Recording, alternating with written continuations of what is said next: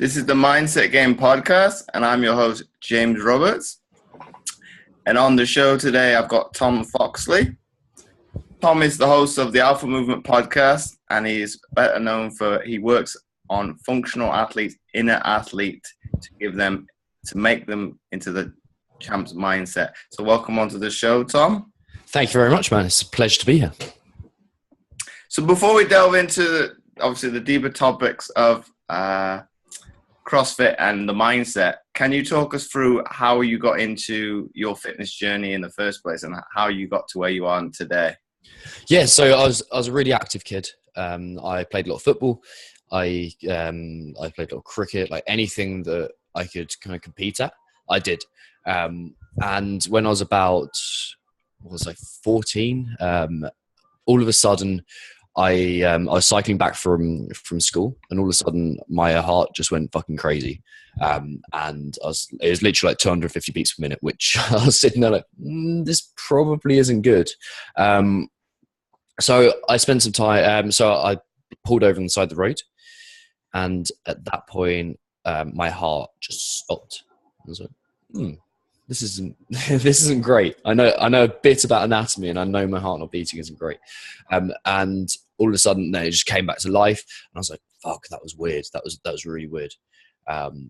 So, very long story short, it took months of tests at hospitals, and they were worried I had this thing called Wolff-Parkinson-White syndrome, which is better known as sudden death syndrome, which is, from the sounds of it, obviously isn't great. So I wasn't allowed to train for months. It was almost a year, actually. And in that process, I lost complete confidence in my training. I lost the ability to push hard. I naturally held back because I felt safe there. And like, obviously with the heart condition, doctors have said previously, they said I was fine now, but it's like, previously it's like, we don't want you to do anything because there's a chance you might die.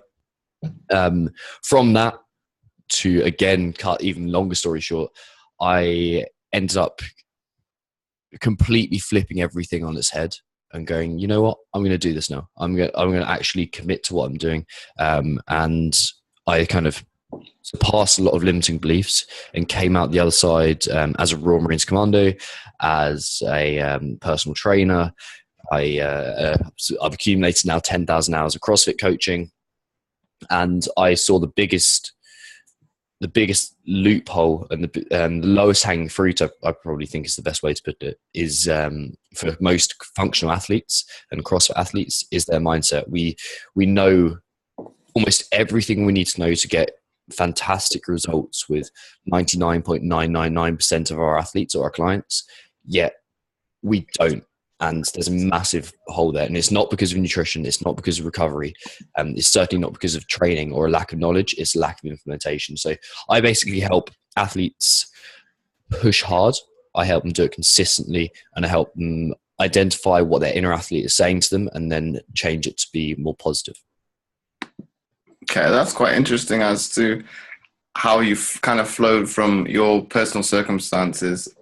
And obviously, that's a massive mindset to overcome. Obviously, well, it's life and death situation virtually, to kind of taking it by the balls by the horns and saying, well, I'm not going to let this situation kind of dictate my life over the longer run. Yeah, I wish I could say it was that simple, that I just like, yep, I've done this. And like, there's a definitive moment where it changed, but it was accumulative. If there's one thing that I was going to say completely changed it or added more to that change than anything else, it'd be a teacher gave me a book, or gave me an excerpt from the book, which I later went on to get, which was called Bounce by Matthew Said. And in that book, he talks about the 10,000 hour rule. The very short synopsis of it is that in order to be a world leading expert at something, you don't need to be gifted. You don't need to be talented. You need to work really fucking hard at it and come out the other side having pushed of 10,000 hours of dedicated purposeful practice. And that kind of triggered in me the fact that I can be anything I want to be. I can't be everything, but I can be anything I want to be.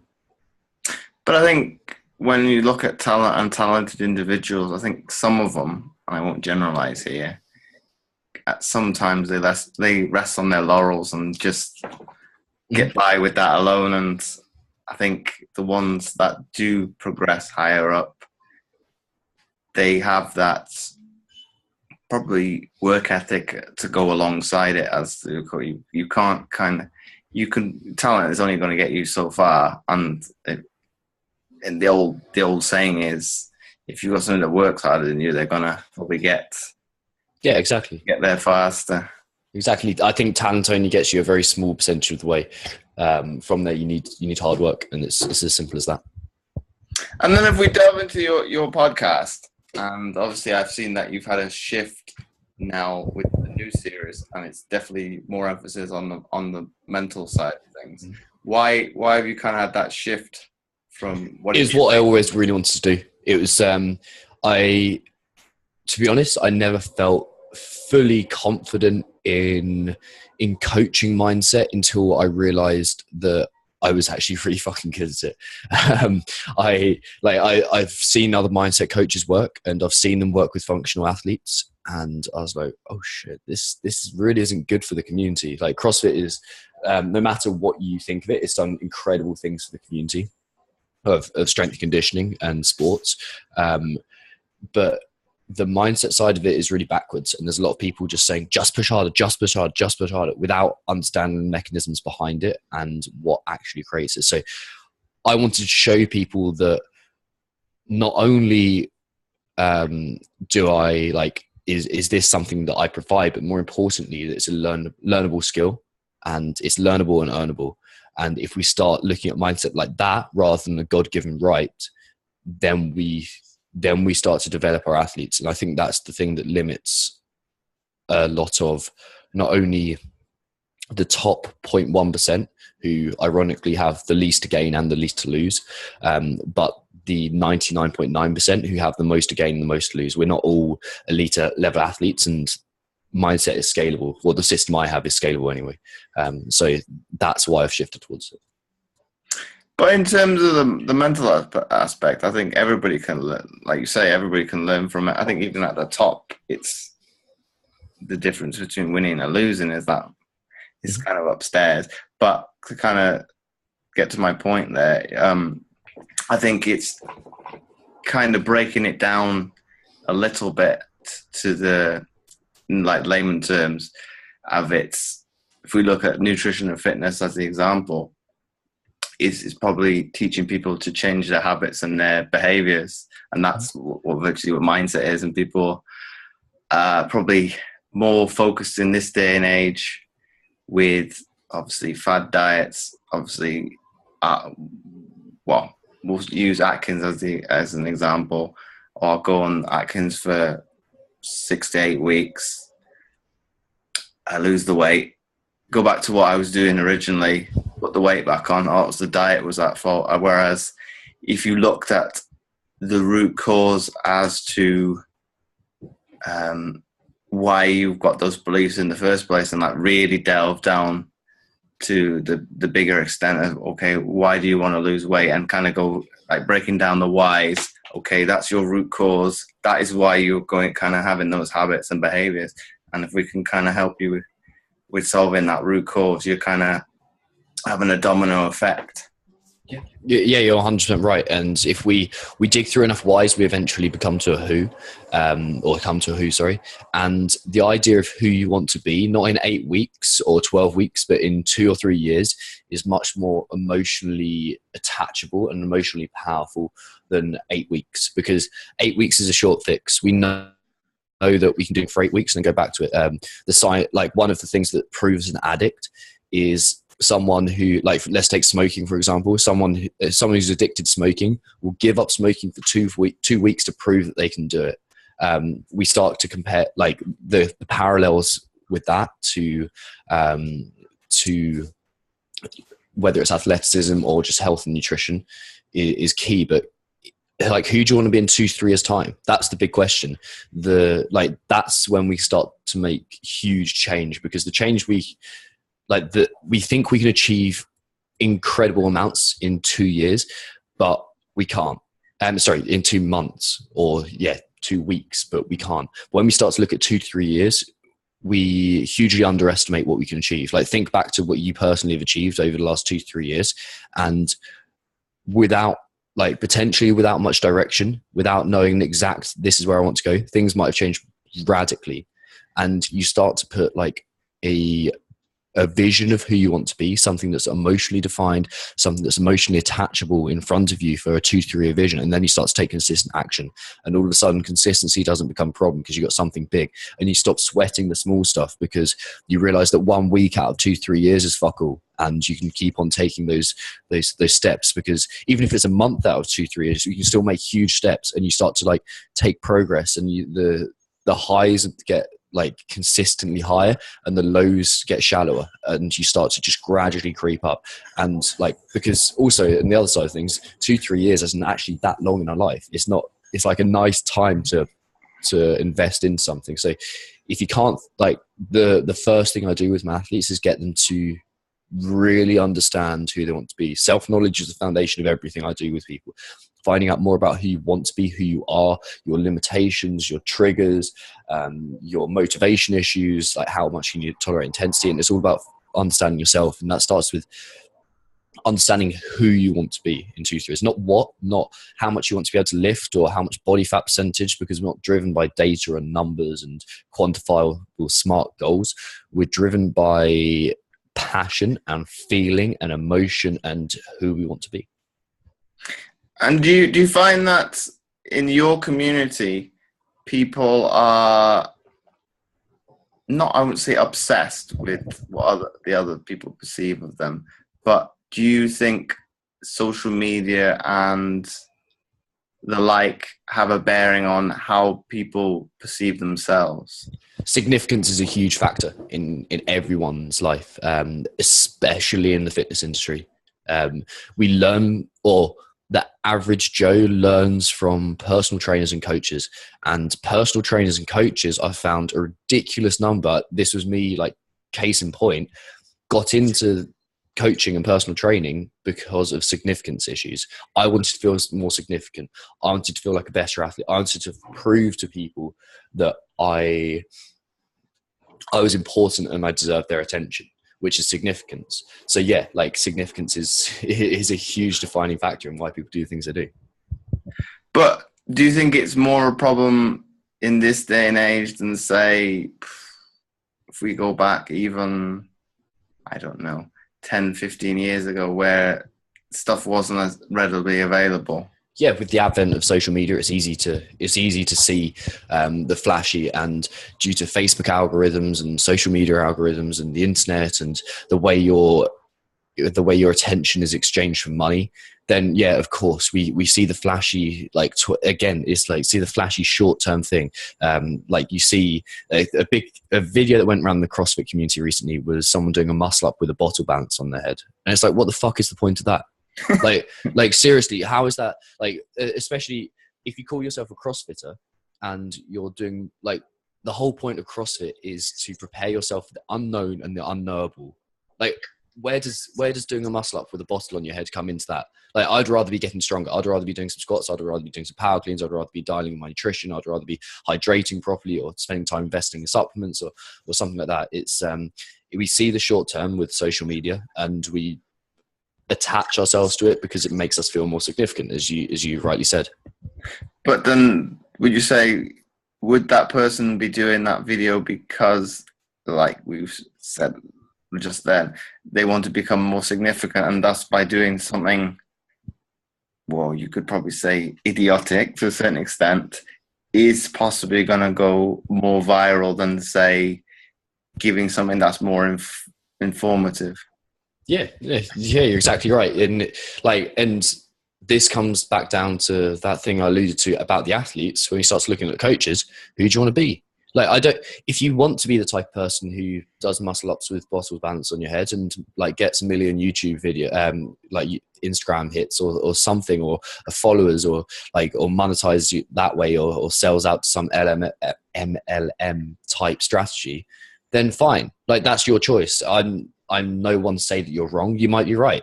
But I know for me, like, I want to help people grow into better athletes, and I want to help them develop, and it's just more rewarding. That's what it is. Like you actually help people rather than like I've seen your posts and they're great. Like you actually put out helpful information and people can take that and apply it to their lives. And yes, it might not be a muscle up with a bottle on your head, and it might not go viral quite as quickly, but like it's much more satisfying to help people. Well, I think it's going back to the root cause there, Tom, is probably teaching the trainers. I think you've probably been there because you put it out on post as well, of where you were as a trainer. You probably think, oh, you need to make this income to make revenue and such, when you, like, early doors when you start off. But I think when you kind of delve deeper and look back to why did you actually get into the profession in the first place, it comes back to that point you just raised. It's helping as many people as you can. And I think, especially with online training, you've got a larger pool of people that you can obviously engage with, thus possibly help in one way or another. So it's kind of going back to that root cause, and it would probably be the same with any health professional. It is to help people. It's okay, that is our living, but you shouldn't be doing it only solely for the monetary aspect of it. It's helping people and getting satisfaction from that as well. Yeah, I don't think there's anything wrong with wanting to be successful financially. I don't think there's anything wrong with wanting to do well. Like for me, doing well means I can live the life I want to live with my girlfriend, and so that there's nothing evil about money. And I'll put it straight out there. I want to make enough money to live as comfortably as I want to live. Like there's nothing wrong with it. So I think that it's always a balance. The more time I spend looking at why people do the things they do, it always comes down to finding balance in their life, finding balance between health, wealth, love, and happiness, those 4 pillars of life. And if we get that right, then everything just takes on another step. And then I've seen a video, oh gosh, when this would have been, I'm going to say a couple of weeks ago, or possibly a bit longer than that. I don't know if you've heard of the trainer, Steve Cook. No, I haven't. He did a video with, he's a bodybuilder, and he was, and he's obviously, to improve himself, he's gone into Olympic lifting, CrossFit, and things like that to get kind of an all-round balance, really, and kind of learn from the different sports and bring back to training. But what he was saying in one of his videos was bodybuilding can learn from CrossFit, and CrossFit can learn from bodybuilding. What's your take on that? It's 100% right. I think anyone who's so dogmatic they refuse to look outside of their discipline to learn, they're not only missing out on performance, but they're idiots. Like it's the long and short of it is, if there's you look at anything, and it's equally bad the other way around. You look at CrossFitters not looking at bodybuilders to learn, and these guys have been training, and they've got if you don't think big muscles are good for anything, you're stupid, because they obviously are. There's a reason muscles grow when you give them stress. There's a reason why. Look at the way they've learned to move. They've learned to create tension and torque in the body, and CrossFitters get injured the whole time. Do you not see the balance for those? And it is equally as bad. It's very easy to bash on CrossFit, especially with some of the videos around. But if you look at the athletes at the top of the game, who would have thought even 10 years ago that there'd be people alive who could deadlift 3 times their body weight, run a mile in less than 5 minutes? And obviously Fran wasn't around at that time, but let's use row, and then hit a sub 6:30 2K row. Who would have thought that was possible? And now it's a staple of everyone who gets in the CrossFit Games. And it's the same with endurance athletes. Let's start looking at endurance athletes. And if you stop looking for new perspectives and you stop looking for new knowledge, then you're limiting yourself as an athlete, and probably as a coach if you're a coach. Definitely as a coach. Those are the worst people. The coaches who just stick in the discipline. I'm getting on a rant here, but I can't stand people who just this is my discipline. I'm right. I'm forward focused. I'm refusing to learn from other people. they are some of the people that are holding, like, it's not even they're holding back their businesses, they're holding back the lives of their athletes and their clients, or whatever they want to call them. And that's the tragedy there, the fact that they're stopping people from living a happier life by not looking at other people. But I think, like you were saying, with development, even with from a coaching perspective, you don't have to even delve into the full discipline. You just pick and choose different aspects of what you enjoy. So it's like virtually going to the supermarket, it's picking off the shelf what you enjoy, and kind of collaborating all that together, and that becomes your kind of coaching philosophy and how you operate.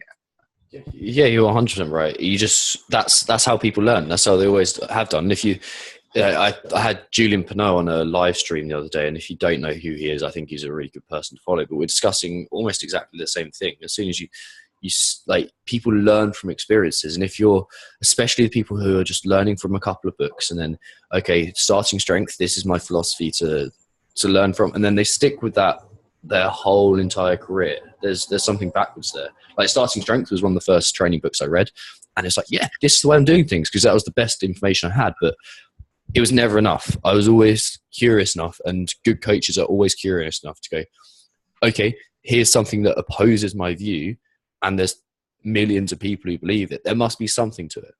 And like, you even look at like, in, let's take nutrition, veganism.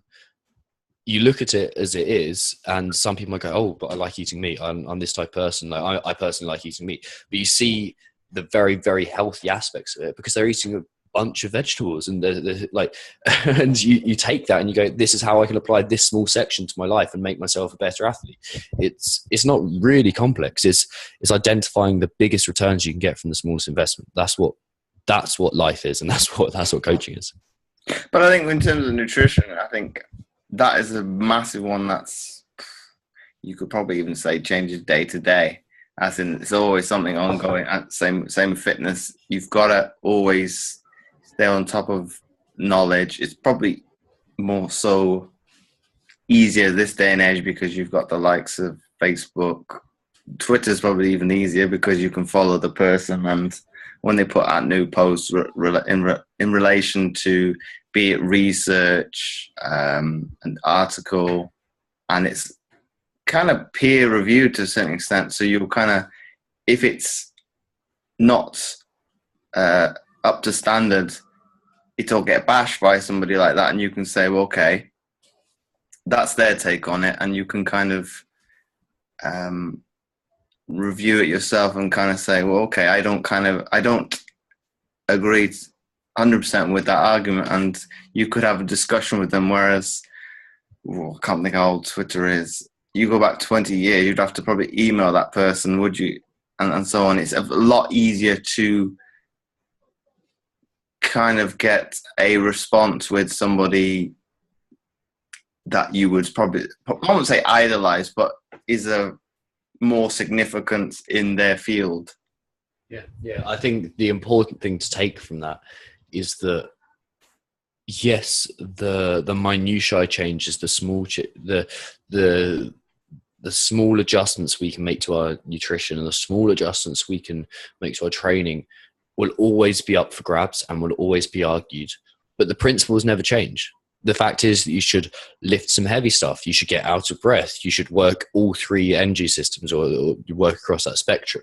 In nutrition, you should just eat some real food and get a decent amount of protein and eat a bunch of vegetables and put some carbohydrates around your training. Like, whether you're looking at ketosis or whether you're looking at Atkins, which are two very similar, or you're looking at veganism, or you're looking at any other kind of thing, the principles remain the same pretty much, with the exclusion of meat and veganism. But like, it's just eat some more real food, which most people could get a lot from.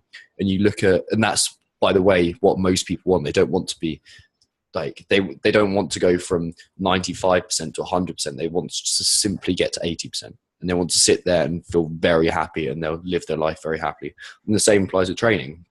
Like, yes, we can look at maybe whether we should spend one rep more in this way, or whether we should, or whether we should squat 3 or 4 times a week, or whether we should deadlift or do this. But the principles never really change. It's lift some heavy shit and get out of breath. Like that is it. The key thing is you look back at what we're doing 150,000 years ago, and you do that because that's what we're evolved to do. And it doesn't have to be complex. The principles never change. But in terms of, we come back a little bit there, Tom, why do you think that CrossFitters have so many problems with injuries? Because they don't, like, on a very, very kind of in-depth subject, they don't understand how to create torque and stability within their joints. They will be people, like, this is where people really learn from bodybuilding. Functional bodybuilding is going to be huge in the next few years because it's in the CrossFit world, because it's going to fix people's injuries. We do, in the CrossFit world, I'm including myself, we do so much work with a pronated grip.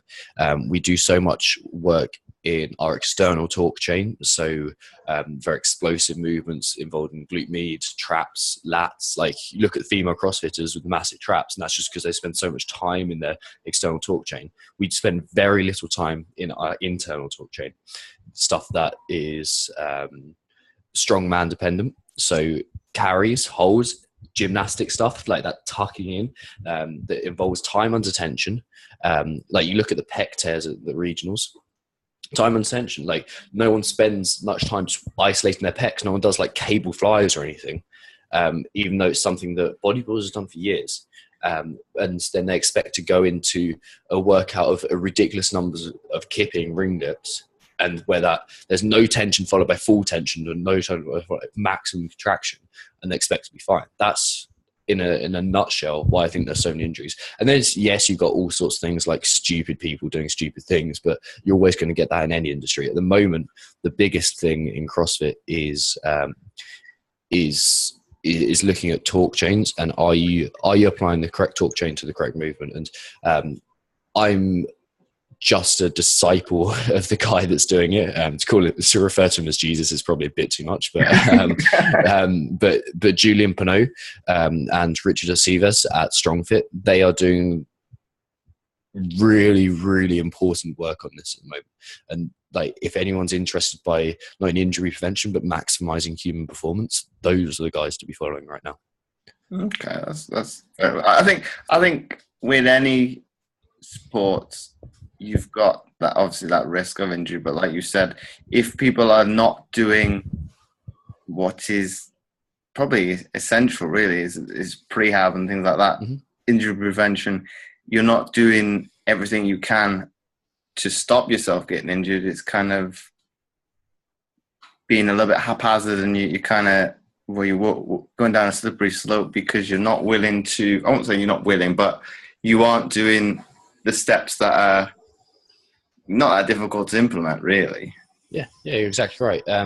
You just look at the tools we're using as well in CrossFit, and also bodybuilding as well. Like, there's nothing that's outside this remit. Like, even game sports, you look at the tools we're using for strength and conditioning, and you think about how we evolved from, let's go right back to a million years back, from whatever we were then to until about 60, 70 years ago.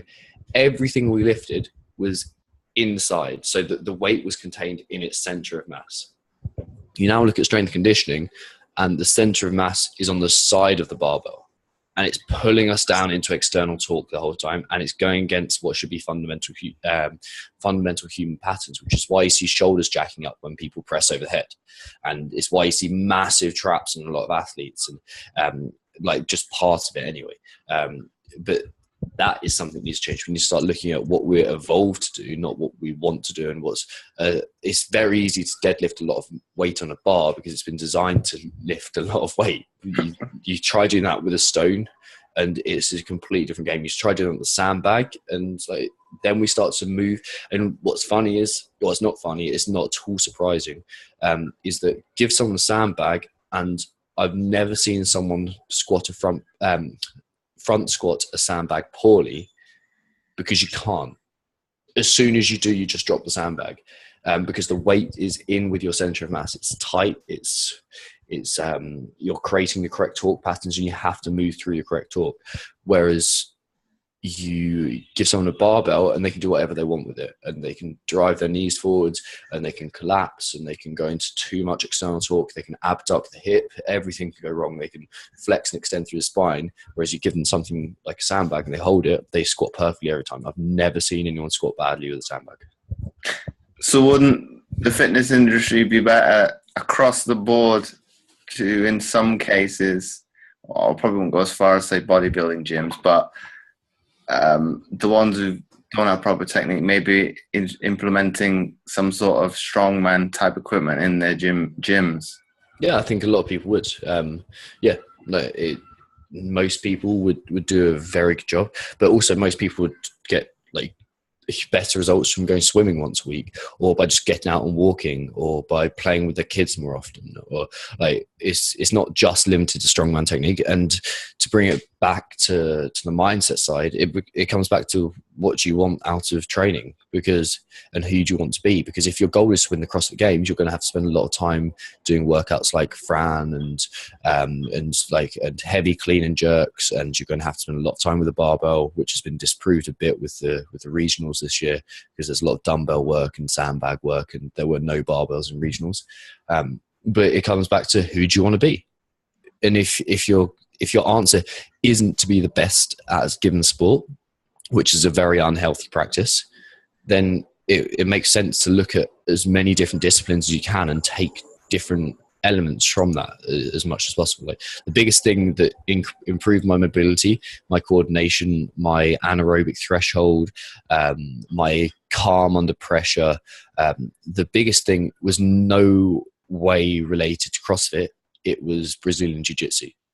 When I started that, I became a more functional human being in terms of my mindset, in terms of the way I moved, in terms of the torque I created, in terms of the amount of fun I had when I'm training. And that's something like another thing that I'll probably have to refrain myself from ranting about.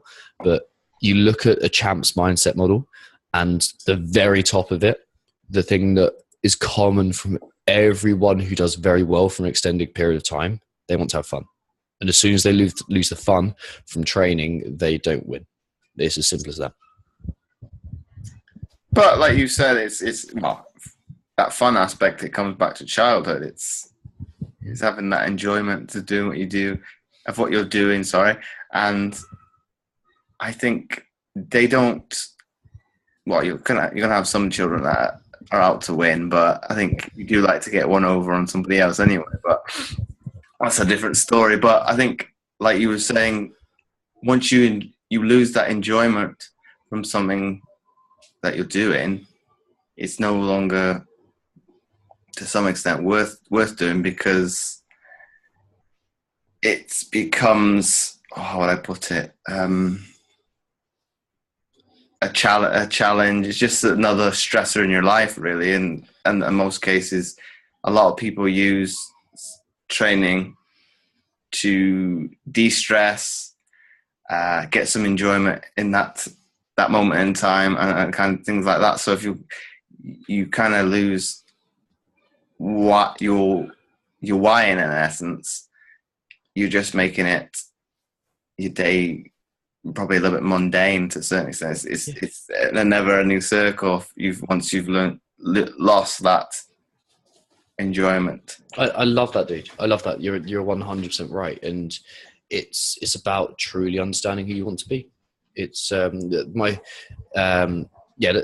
go with this. Like, it's so underrated knowing who you want to be. It's so, like, the biggest change I have with the athletes and coaches I work with is helping them discover who they want to be, and they know it, and it takes some time thinking about it, or it takes a couple of glasses of wine by yourself, or it takes some quiet time, or it takes going into a float tank to kind of to separate yourself, or it takes maybe a weekend away from your kids, or a weekend away from your job, just to go, okay, I've got perspective. This is what I want from my life. And once you start to see that, like, we know it when we're on holiday, we get outside of our familiarity, or a familiar zone, and we start to think, this is the person I am. When I get back, I'm going to do all this stuff. When I get back, and for that moment, we need to encapsulate that moment and say, this is who I'm going to be from now. this is the action that I'm going to take. And we need to remind ourselves, because if you start reminding yourself of that vision of the person that you want to be, you start taking action on it. And that is that constant top of the mind awareness and repeated. It's almost like you're brainwashing yourself to believe what you want to believe, but the thing that you're believing is a positive. So you start putting that in front of you, like, this is who I'm going to be in 2-3 years time. This is the person I'm going to be. And you keep digging away at that, and eventually you come up with some real gold. You find, you let it evolve, and you let it shift, and you scribble bits out, and you bring new things in, and you like start to think about how it all involves in each other. And I tell you what, all of a sudden you're there. Well, I think it comes back to being, well, as trainers we use that word accountability, but it's kind of using being accountable to yourself, and kind of not using that negative wording. It's putting a positive spin on things, and kind of like you're saying, it's, you want to look at what you want to be. So if you kind of hold yourself accountable each day, you're kind of getting that much closer to where you want to be at the end of that path. Yeah. And if you spend every single day with no direction, then of course you're not going to get where you want to be. Like, if you're not, like, a big part of like my vision of who I want to be is being, like, the phrase an autodidact. That basically is a really fancy, annoying way that, like, people like me who crave significance use of saying that I want to learn for myself, and I want to educate myself to a ridiculously high level, but without going through university systems, without the typical institutionalized way of going through it. So I take action every single day to watch TED Talks, to read textbooks about stuff that I don't know about, to explore different views that I don't want to, that oppose what I think, and to kind of to develop that. So if I wasn't going to take consistent action on that on the daily basis, if I wasn't going to remind myself of, well, sorry, let me start that again. If I wasn't going to remind myself of that end goal, that person I want to be in a few years, I wasn't going to keep on bringing that to the top of my mind, I wouldn't get there. And it's the same with our nutrition, and it's the same with our training, and it's the same with our mindset, and it's the same with our recovery. If we don't put the person we want to be in front of our mind over and over again, we won't get there. And we're not manifesting it by writing it out. We're not getting there through some wizardry. We're just simply, it's like a heat-seeking missile. You put the way a heat-seeking missile works is you select its location, or its destination, sorry, and it knows its location, obviously, and you fire it, and it remembers where that end goal is, and it corrects itself by seeking negative feedback. So it finds where it's going wrong, and it looks for those edges, it looks for those opportunities, and it hits its target, not because you just fired it aimlessly. It's because you gave it a precise outcome, and you said, I'm getting here, and you looked, and it looked for those edges. The operating system found those edges, and eventually hit its target. It wasn't mystical, or it didn't happen by wizardry, despite it appearing so from the outside world. It happened from finding negative feedback. Sorry. I think that's a good analogy to use, that, Tom. But then, kind of the easier way of probably putting things is if reflection. I can't think of it, reflecting, and I can't think the other word off the top of my head. But it's kind of analyzing things as you go along to a certain extent, and learning from certain things that you do, be it negative or positive, and learning from, and not probably delving too deeply in things and over analyzing things at times, and thus being able to obviously stay in a good state of mind, and being able to go on that path to getting where you want to at the end of it, and having a good mental approach to things. But I think from my outlook on things, I think society is probably at times going away from that, because people are, well, I'll probably say, we'll generalize a little bit here, but people are very much sheep to a certain extent. They'll follow the tide at times, and only take things as factual, or it'll be a headline in a publication and they'll read that and think that as fact. And it might be a headline to stir up argument, but then if you actually read the actual whole article, it would put it into some context. And some people are very quickly to jump to assumptions in some cases, because we are very much in this day and age, how would I put it? What you want things very, very quickly, quite short attention span. So, I'll get this information as quickly as possible, and that you might take it out of context. It's the shortest path to certainty and the easiest path to certainty. So, like we spoke about significance, but another big human driver is certainty. Those are the big two I find in the nutrition world. The nutrition world. The CrossFit and functional world is significance and certainty. People want to feel certain they're going to get what they're going to get where they want to be, and they want to feel certain that what they know is true. And if they only read the headlines, they don't have to worry about the opposing argument or the rest of what's going on in there. And if they don't develop curiosity and look deeper into an issue, then they're never going to truly find out what they think for themselves. And it's very easy. And I'm like, it sounds like I'm saying that I never did this. This was me. That's the only reason I know it, is because I spent so much time only reading headlines going, I'm just taking that and that's like what I believe now. But you have to start questioning what you actually believe and making your own mind up, because that's when we start to make progress. I think it's a big one, especially in nutrition, because the news obviously want to be able to sell things, be it newspapers. The news on television, maybe not so much, because it's virtually got access to it 24 hours a day now. So there's no such thing really as a headline that is concerned. But I think it's because they want to be able to sell something. If you have a snappy headline or it's very controversial, okay, that's piped up my interest. So what's this about? And you therefore will read it. But then, if, like you were saying, if you don't read it and take it into context and obviously go deeper into it, you're going to think, well, the ones spring to mind recently would have been salt and sugar, obviously getting bashed in the media because stuff is too high in ingredients.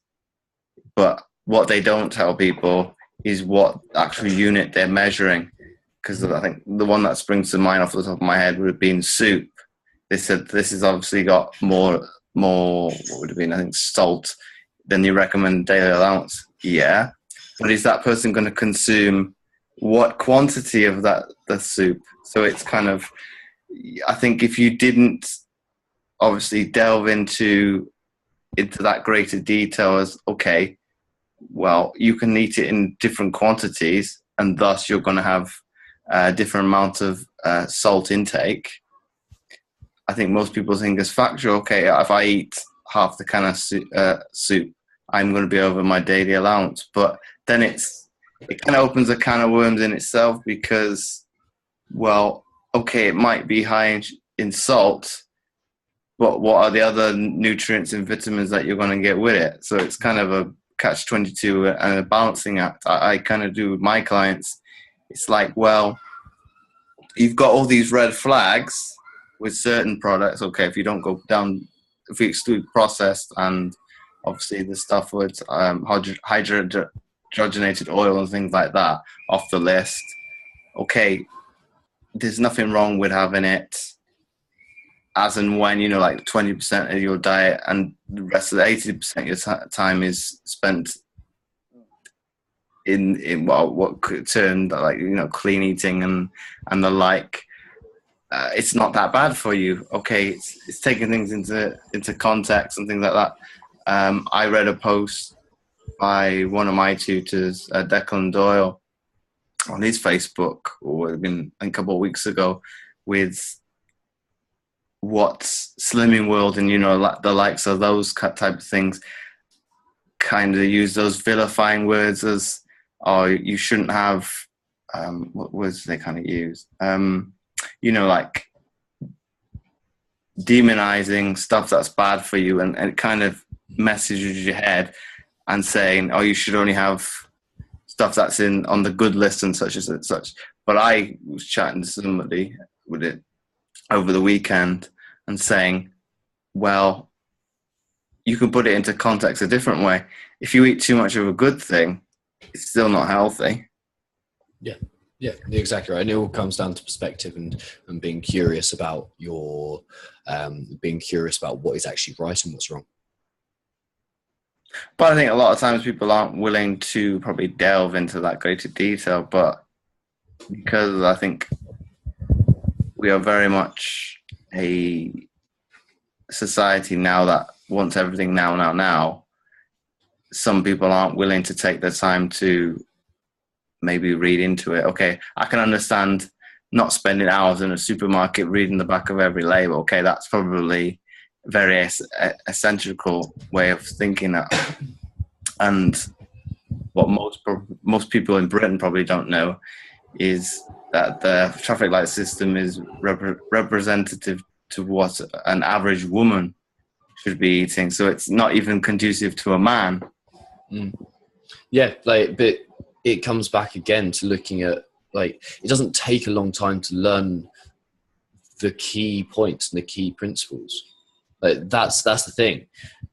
We could rattle off now, eat more vegetables, eat like a palm-sized piece of protein, and hydrate properly. And that, for if 60% of people stuck to that diet, they'd improve their nutrition. If they just did that, they'd improve their nutrition. So we need to start getting we need to, as leaders in the health and fitness world and the CrossFit world, we need to start saying these are the principles we should adhere to.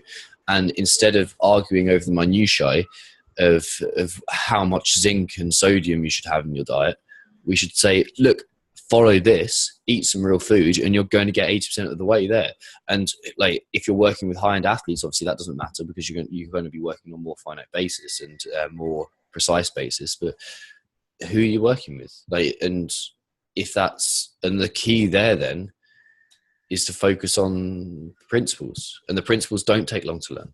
And if we could get people with the principles, if we get them, a lot of people do understand the principles. If we get them principles, teach them principles of the mindset stuff, then we're ridiculously far ahead. But I think, Tom, it is the difficult one is I think people perceive it as their difficulty may lie with fitness and nutrition, but it's actually how they perceive the mental aspect of what those things. Yeah, and all that requires is better coaching. It's our responsibility as coaches to say, okay, you believe this, you believe that. Here's some other ways of thinking about it. Here's a new perspective, and not assuming people aren't going to learn, and not assuming people are always going to be stuck in a certain way, and giving them the tools to come out the other side. That's what's more important.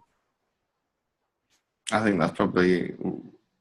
I think that's probably a good way of looking at things. I think you'll probably operate in the same light as I do, and you kind of put the onus on it's kind of a two-way street, or it's kind of a give and take relationship, or I'll teach you how to better understand your mental side of how you look at food and how you perceive fitness, because you're not as knowledgeable as me, but thus you becoming accountable to me, you are able to thus learn and kind of get better knowledge as yourself as to how to implement those things for yourself in the long run. Mm-hmm.